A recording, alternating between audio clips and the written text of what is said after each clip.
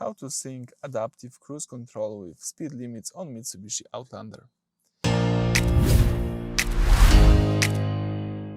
So at the very beginning, let's start by explaining how to navigate on the dashboard behind the steering wheel. Here you can navigate by using both volume keys and confirm options by pressing OK button. You can also choose up and down by using OK button as a scroller.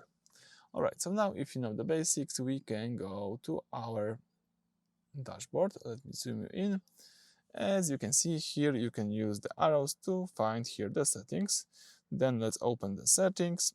From the following view, you need to go to the second option, which is the driver assistance. Then scroll down, and here you can find speed limit link. So this settings links your digital sign reading camera directly to the car's cruise control system.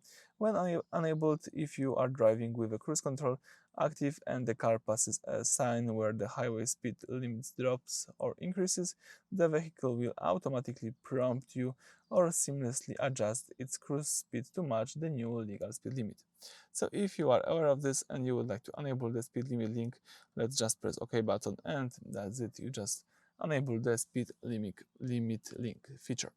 So that's it. Thank you for watching. Please subscribe to our channel and leave a thumbs up.